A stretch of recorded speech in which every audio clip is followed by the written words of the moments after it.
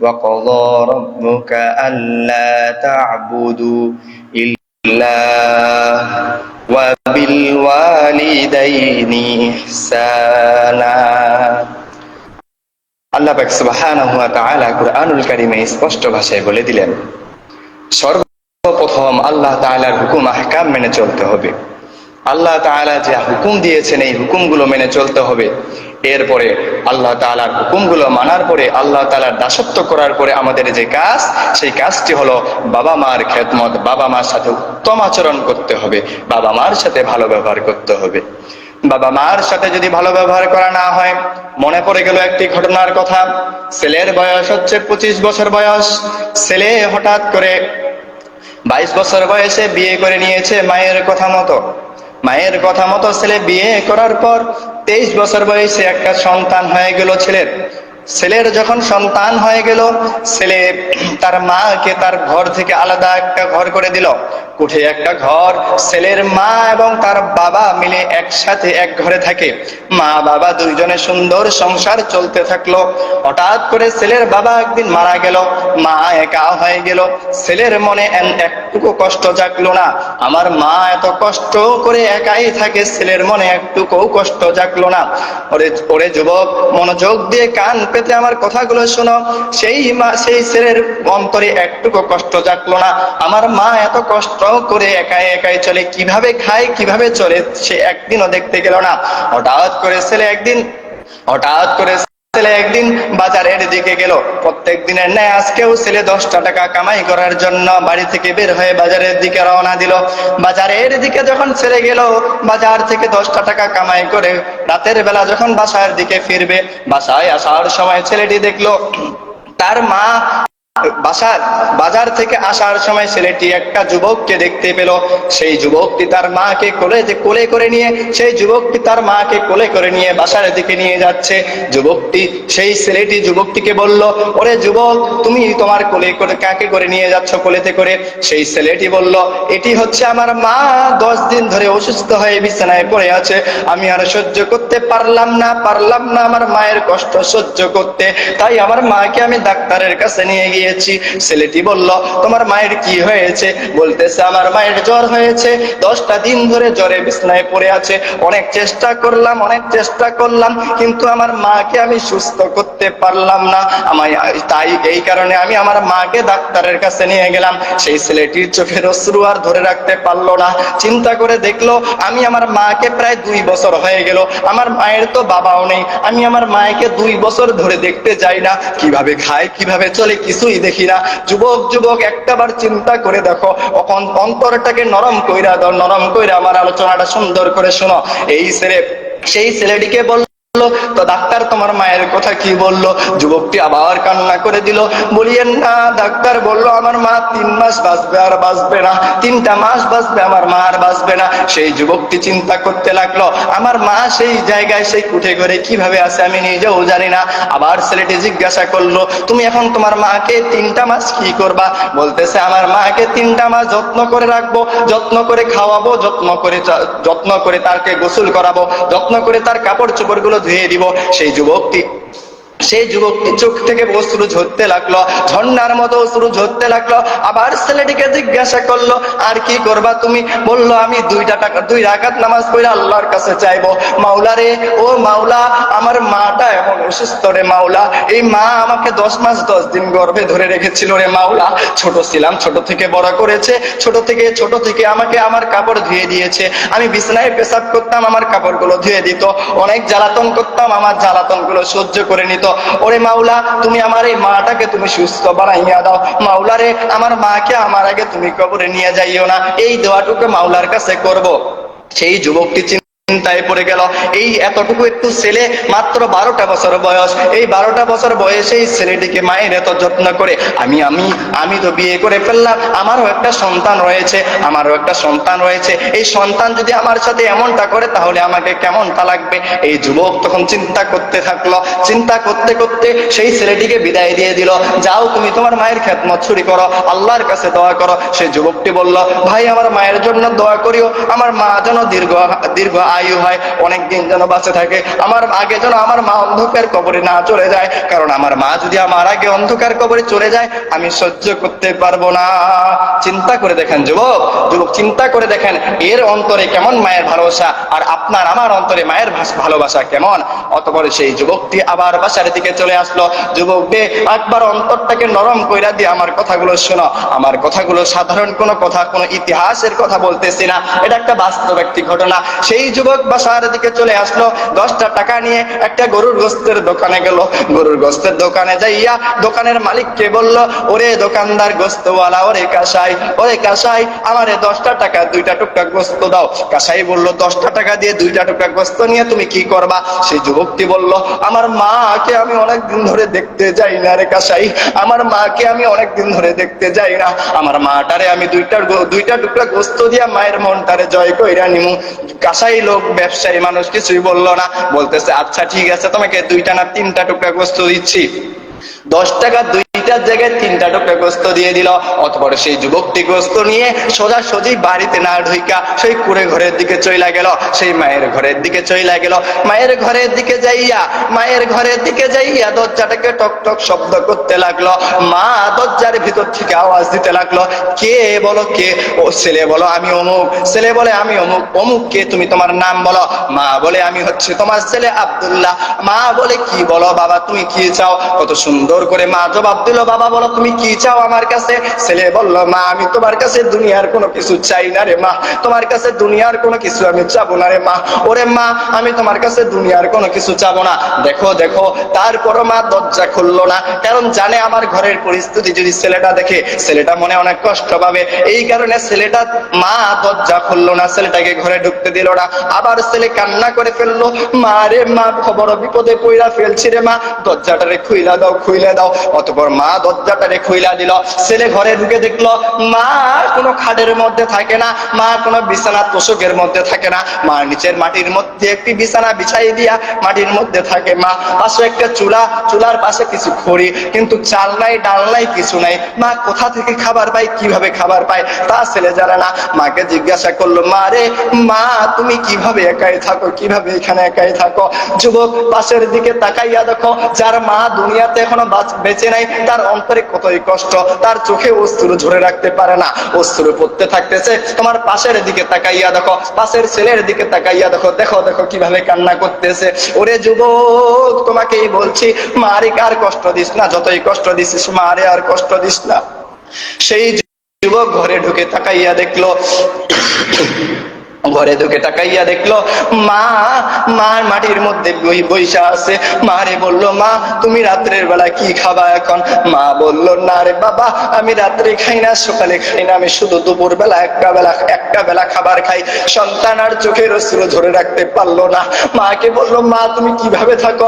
একদিনও তো আমাকে বললে না রে মা, মা তুমি তো আমাকে একদিনও বললে না রে, ওরে আমার ছেলে আব্দুল্লাহ আমি এত কষ্ট করে চলি, তুমি কেন আমাকে দেখতে আসো না?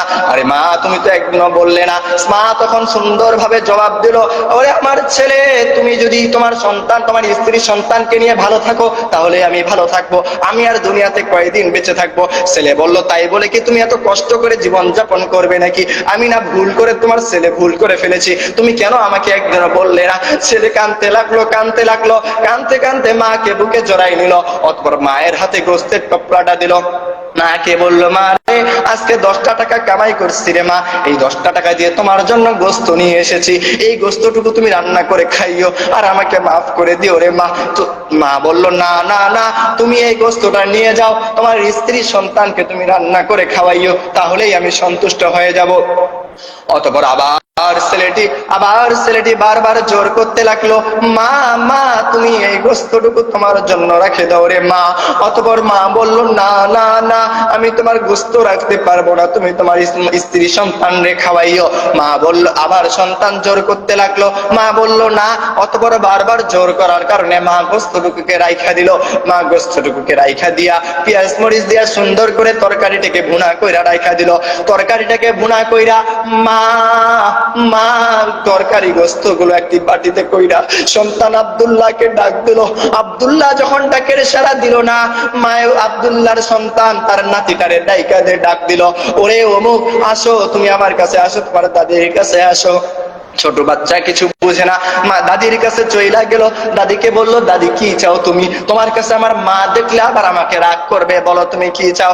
দাদি বলল, আমি তোমার কাছে কিছু চাবো না, তুমি এই বাটিটাকে তোমার আম্মুর কাছে দিও। দাদি দিয়েছে। অতঃপর সেই ছোট্ট বাচ্চাটুকু এই গোস্তটুকু দাদির মায়ের কাছে নিয়ে গেল। মায়ের কাছে নিয়ে যায়, বলল, মা এই গোস্তটুকু দাদি দিল তোমার জন্য। সন্তান যখন পাশের ঘর থেকে শুনতে পেল, আব্দুল্লাহ যখন শুনতে পেল তার মা তাকে গোস্ত দিয়েছে, তার সন্তান তো চিন্তায় পড়ে গেল, মাটারে 2টা টুকরা গোস্ত দিলাম, এই 2টা টুকরা গোস্তও খাইতে পারলো না সন্তানটারে রাইখা।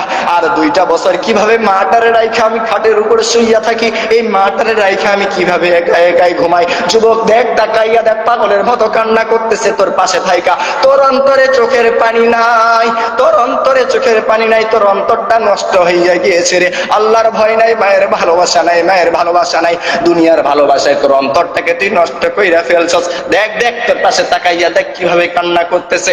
ওই যুবক চোখের অশ্রুটাকে ঝইরা ফেল, মনটা ঠান্ডা হইয়া যাবে রে, মনটা ঠান্ডা হইয়া যাবে। একটু চোখে অশ্রু নিয়ে আয়, কলপটাকে নরম কইরা দে মায়ের লাইগা। দেখ যুবক, দেখ দেখ সেই ছেলের অন্তরে কেমন পরিবর্তন হইয়া গেল। এই ছেলেটি পরে আবার মায়ের কাছে চইলা গেল, মা রে মা, তোমাকে আমি 2টা টুকরা গোস্ত দিলাম, মা তুমি খাইতে পারলা না, তুমি খাইতে পারলা না, এই 2টা টুকরা গোস্ত খাইতে পারলা না, আমি কিভাবে তোমারে রাইখা, তুমি আমারে 10টা মাস 10 দিন গর্ভে রাইখা, এত কষ্ট কইরা আমারে গর্ভে রাইখা দুনিয়ার মুখ দেখাইলা রে মা। তুমি আমাকে ছোট থেকে বড় করলা, এত বড় করলা, তারপরও তোমাকে ভুইলা গেলাম, কিন্তু তুমি আমাকে ভুলতে পারো না। এত কষ্ট দিলাম, তুমি আমাকে ভুলতে পারো না। কেন এত ভালোবাসো, কেন এত ভালোবাসো? হায় রে যুবক, হায় রে যুবক, একটাবার চিন্তা করে দেখো, তুমি তোমার মাকে কিভাবে ভুলে আসো, তুমি তোমার মাকে কিভাবে ভুইলা থাকতে পারো? সেই মা তোমাকে এখনো ভুলে নাই। এখনো যদি তোমার মায়ের সাথে ভালো ব্যবহার না করো, এখনো যদি তোমার মায়ের সাথে ভালো ব্যবহার না কইরা থাকো, আজকেও যদি তুমি তোমার মায়ের কাছে পাটা ধইরা মাফ চাও, মারে জিন্দেগিতে অনেক ভুল কইরা ফেলছি, মারে জিন্দেগিতে অনেক ভুল কইরা ফেলছি, আর জীবনে ভুল করব না, আর জীবনে অন্যায় করব না, আমারে মাফ কইরা দাও মা, আমারে মাফ কইরা দাও, আজ থেকে তোমার সাথে কোনো অন্যায় করব না। মা জীবনও তোমাকে বলবে না না তোর মাফ নাই, অথচ মা বলবে তোমাকে মাফ কইরা দিলাম, তোর কোনো ভুল নাই, তোর কোনো ভুল নাই, তোর কোনো ভুল নাই। দেখো সেই ছেলেটা মায়ের কাছে চইলা গেল, মারে বলল, মা ও মা, আমি ভুল কইরা ফেলছি রে মা, তোমারে এতদিন দেখি নাই রে মা, তুমি আমারে ক্ষমা কইরা দাও। মা বলল, ছেলে তুই তো কোনো ভুল করিস নাই, তোরে কেন ক্ষমা করব? ছেলে বলল, না মা না, তোমার সাথে অনেক খারাপ ব্যবহার করে ফেলেছি, তোমাকে ঘরে রাখি নাই, তোমাকে ঘরে রাখার দরকার ছিল, তোমারে ঘরে রাখতে পারি নাই, মা তুমি আমাকে ক্ষমা কইরা দাও, মা তুমি আমাকে ক্ষমা কইরা দাও। যুবক চিন্তা করে দেখছো, চিন্তা করছো, এত সুন্দর করে তোমাকে ছোট থেকে বড় করলো, এত সুন্দর করে তোমাকে ছোট থেকে মানুষের মতো মানুষ বানাইলো, আল্লাহ তাআলার হুকুমে তোমার মা তোমাকে লালন পালন করলো, কিন্তু সেই মাটারে তুমি ভুইলা গেলা, সেই মাটারে তুমি ভুইলা গেলা, মাটারও খোঁজ দিলা না, বরঞ্চ তুমি মাটারে বৃদ্ধাশ্রমে পাঠাই দিলা, নিজের ঘরেও তুমি স্থান দিলা না। সেই মা তোমাকে এতদিন গর্ভে ধরেছিল, যখন গর্ভের মধ্যে তুমি তোমার মায়ের গর্ভের মধ্যে ছিলা, সেই মারে যখন তুমি লাথি দিয়েছিলা, তখন তোমার চিন্তা হয় নাই যে দুনিয়াতে যায় মায়ের সম্মান রাখতে পারবো কিনা, সেই মারে তুমি লাথি দিলা। যুবক শোনো, একদিন এই মায়ের জন্য তোমাকেও লাঞ্ছনা হতে হবে, তোমাকে অপমানিত হতে হবে। মনে রাখো যুবক, তোমারও একদিন সন্তান হবে, তোমারও একদিন সন্তান হবে, তোমারও একদিন বিবি বাচ্চা হবে। এই বাচ্চাও তোমার সাথে যেদিন একদিন খারাপ ব্যবহার করবে, তখন বুঝতে পারবা সন্তান যখন মায়ের সাথে বাবার সাথে খারাপ ব্যবহার করে তখন কেমন লাগে। এই যুবক একটু অন্তরটাকে নরম কইরা ফেলো, একটু অন্তরটাকে নরম কইরা ফেলো। এই মজলিস থেকে, এই জলসা থেকে, এই ছোট একটা মাহফিল থেকে তুমি তোমার মনটাকে নরম কইরা ফেলো, নরম কইরা মায়ের কাছে যাই ক্ষমা চাইবা, মা ভুল কইরা ফেলছি, মা আমাকে ক্ষমা কইরা দাও, মা ভুল কইরা ফেলছি, আমারে ক্ষমা কইরা দাও। এই যুবক আবার মায়ের কাছে চইলা গেল, মারে বলল, মারে অনেক ভুল কইরা ফেলছি, মা আমাকে ক্ষমা কইরা দাও, আমাকে ক্ষমা কইরা দাও, আর জিন্দেগিতে তোমারে কষ্ট দিব না। মা বলল, না সন্তান না, তুমি কোনো ভুল করো নাই, তুমি কোনো ভুল করো নাই। সন্তান বলল, না মা না, তোমাকে ঘরে রাখার দরকার ছিল, তোমারে আমি কোঠা করে রাইখা দিছি। মা বলল, না এটাই আমার স্থান, তুমি যদি ভালো থাকো তাহলেই আমি ভালো থাকতে পারবো। সেই ছেলে আবার মাকে বুকে জড়িয়ে ধরলো, বুকে জড়িয়ে ধরার পর বলল, মা রে মা, একটা কথার জবাব দিবা তুমি আমাকে? তুমি যে 2টা বছর এই ঘরের মধ্যে থাকলা, 2টা বছর যে এই কুঠা ঘরের মধ্যে থাকলা, তোমার যে একটাবার দেখতেও আসলাম না, তুমি কিভাবে খাও মা, কিভাবে চলো, আমি কিছুই বুঝতে পারলাম না। মা ছেলের জবাবে বলল, ছেলের প্রশ্নের উত্তরে বলল, ছেলে রে, ওরে সন্তান, শোনো তাহলে আমি কিভাবে এতদিন চললাম।